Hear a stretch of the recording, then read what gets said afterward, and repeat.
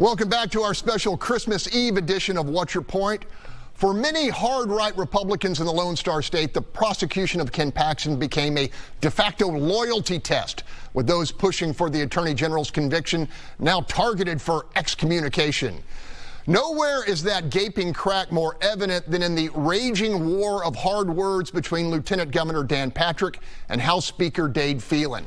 Patrick called Phelan incompetent and has repeatedly demanded his resignation. Phelan called out Patrick for accepting money from Defend Texas Liberty, a far-right PAC the House Speaker says provides a platform for hate mongers, sexual predators, racists, and Nazi sympathizers. Defend Texas Liberty wrote a check to Dan Patrick for $3 million just prior to the trial. Just prior to the trial, $3 million from that same group. It's the same group that's been supportive of Ken Paxton from the very beginning. Frankly, this increasingly ugly civil war appears headed to a showdown in the March Republican primary, with the hard right funded by the likes of billionaires Tim Dunn and Ferris Wilks looking to take out Phelan allies, and Governor Greg Abbott aiming to bounce any Republican who voted against school choice. Panel, this sounds a lot like a circular firing squad. Agree or disagree, Jackie? So this is something that we've seen with the Speaker in many years. They're blaming Phelan for reaching across the aisle and working with Democrats. But that's what voters want. They want our elected officials to work together to pass good policy and to pass good laws. So the fact that now Phelan has 4 in his primary, he has 4 opponents in his primary, is because a lot of Paxton supporters felt that Phelan was the reason why the impeachment process even began in the first place. So they are definitely going to go after Phelan and others who did not support Paxton. I suspect that Phelan will be fine. I suspect a lot of the moderates in the House will continue to be elected and be fine as well. But this is something that's not new. It's been happening for years in our Republican circles. All right, Wayne, what's going on here then? So look, I don't want to be like the right wing, hard right wing guy, but let me tell you something. But you are. But that's absolutely not true. That's absolutely, look, Phelan calls conservatives, right, like Nazis and hate mongers. That's why he's an idiot, okay? I don't care what his policies are, whether he's liberal, moderate, I don't care.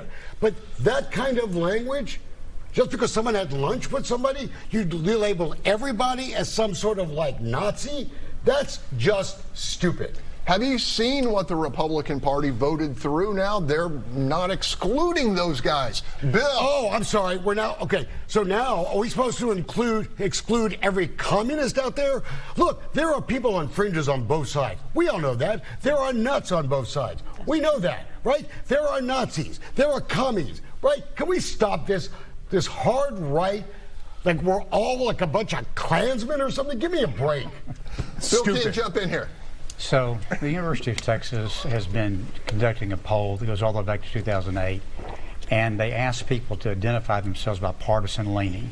Strong Republican or Democrat, not so strong Republican, independent, leaning Republican, leaning Democrat, or not leaning any direction. The strong Republican and the strong Democrat at the beginning of this year were 27% and 25% respectively. So 25% of our state identified themselves as being strongly associated with one of the two parties.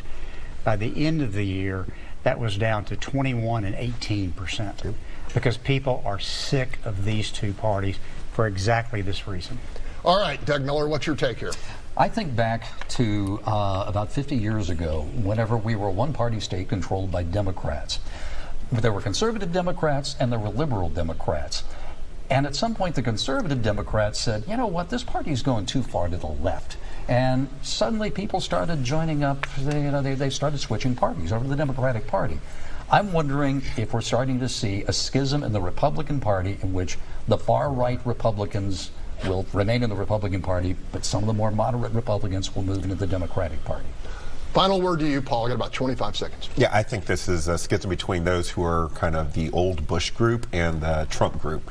And I think that's really what's happening, and people are dividing along those lines. We'll see where it goes. All right, we'll leave it there. Up next, dismantling decades of progressive policy in the Lone Star State. Republicans took aim at multiple targets in 2023 and hit their mark.